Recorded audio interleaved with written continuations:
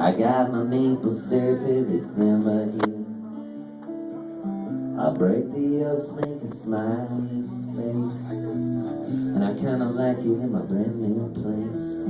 I wipe the spots up in the mirror, don't leave the keys in the door. I never put wet towels on the floor anymore. 'Cause dreams last for so long, even after you're gone. And I know that you love me, and soon I know you will see that you were meant for me, and I was meant for you. Play the harmonics, Steve. Called my mom, but she was out for a walk. Consoled a cup of coffee, but it didn't want to talk. Picked up the paper, it was more bad news. More hearts being broken, more people being used. Put on my coat in the pouring rain. I saw a movie, but it wasn't the same. It was happy, I was sad. It made me miss you, oh so bad. 'Cause dreams last for so long, even after you're gone. And I know that you love me, and soon I know you will see that you were meant for me, and I was meant for you. I go about my business and I'm doing fine. Besides, what would you say if I had you on the line? Same old story, not much to say. Hearts are broken every day.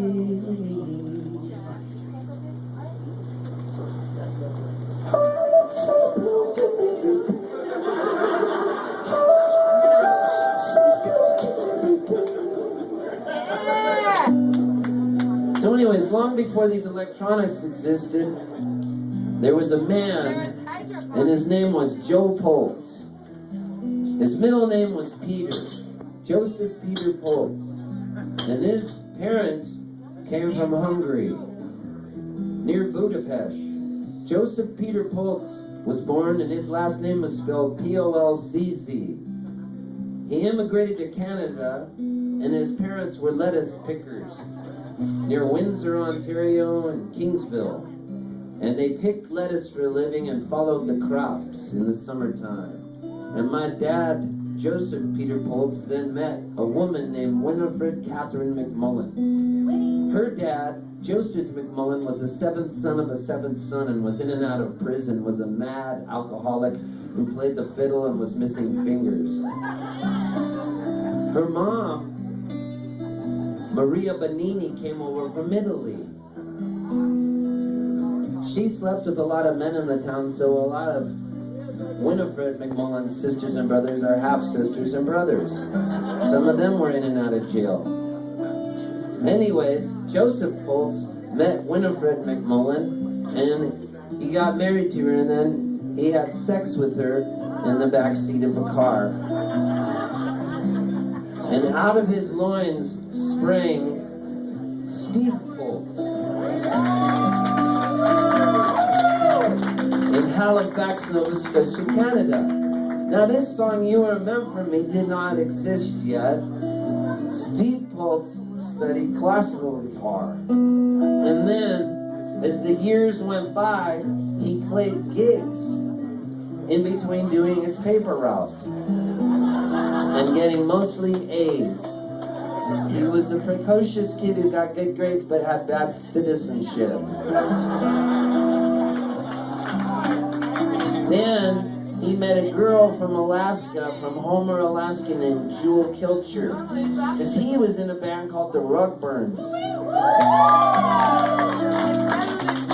He staggered into a coffee shop one night in Poway, California, where Jewel was working, and she said to him, "I write songs too." And he said, "Let's go back to my house and write some songs."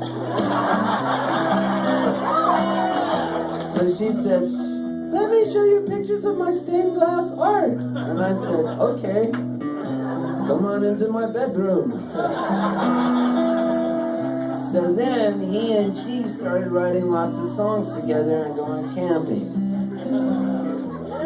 He was high on drugs a lot, but she wasn't. They wrote some songs, and if he was able to get tonight, figure out the Higgs boson particle from the Large Hadron Collider, he could go back in time and relive some of these special moments. And then he could come back to the stage at Locals Only, because he, Stephen Poltz, if I shouldn't speak of myself in the third person, now I can make the switch. I am feeling sad because there will be times in the future when I will miss this stage. And I'll think, well, how did I get here? I remember I played the Bob and Tom show once with the rug burns and painted Todd Snyder's toenails. And I remember playing softball with Todd Snyder, and then Dean was in a band where they all dressed Amish. I remember Christy Lee, I remember Bob, I remember Tom, I remember them all. And we played some festivals. We played a place called The Patio, and it was at the patio. I've had a long love affair with Indianapolis, man. It was at the patio where I came up with the idea for the Rugburns Rock t-shirts. I was sitting backstage at the patio and I was drinking a Rolling Rock, and I looked at the case and I said, holy fuck, Stinky, Rugburns Rock. And he goes, what? And I go, Rugburns Rock, write this down right now. The shirt is gonna say Rugburns Rock. Holy crap, that shirt made me tens of dollars. How about 11 now? So I kept, he kept, Steve Poltz kept touring, and then this song was born. And then this song made me a little bit of money, which I spent most of it, but that's cool. I didn't pay my taxes.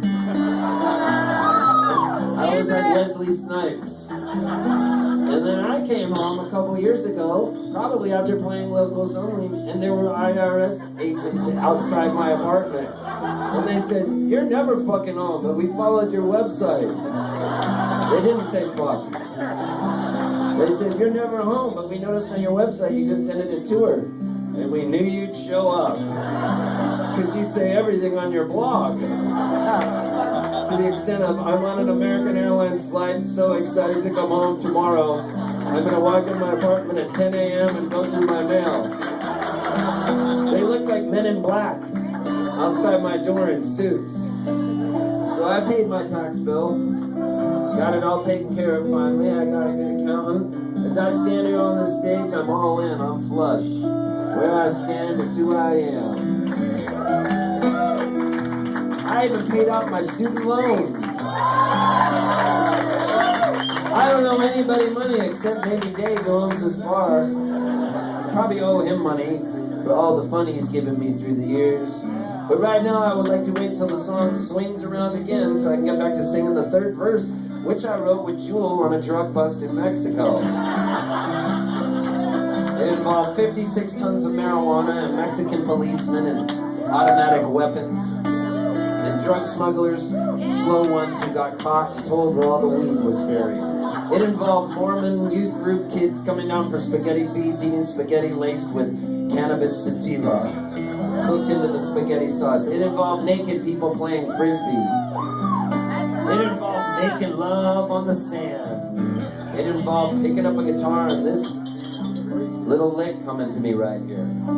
It involved Steve Carell from The Office and the 40-Year-Old Virgin getting kicked out of a wedding on The Office. And when they did this, the wedding band doing that part, and Steve Carell going boo boo boo boo boo, and me knowing that I just influenced television.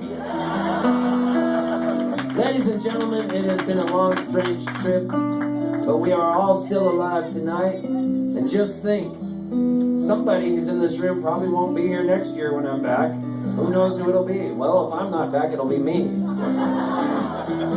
Because we all have numbers on our head and we don't know what those numbers are, but we all will expire. In the words of Jim Morrison, no one here gets out alive. So my advice to you people tonight is eat, drink, and be merry, and tell the people you love them, because you never know when they're going to be gone. And I would just like to say I love you all.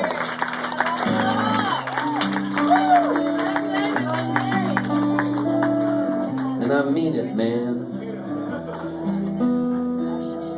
I brush my teeth, I put the cat back on. I know you hate it when I leave the light on. I pick a book up, I turn the sheets down. I take a drink and a good look around. Put on my PJs and I hop in the bed. I'm half alive, but I feel mostly dead. I tell myself it'll all be alright. I shouldn't think anymore tonight. 'Cause dreams last for so long, even after you're gone. And I know that you love me, and soon I know you will see you were meant for me, and I was meant for you.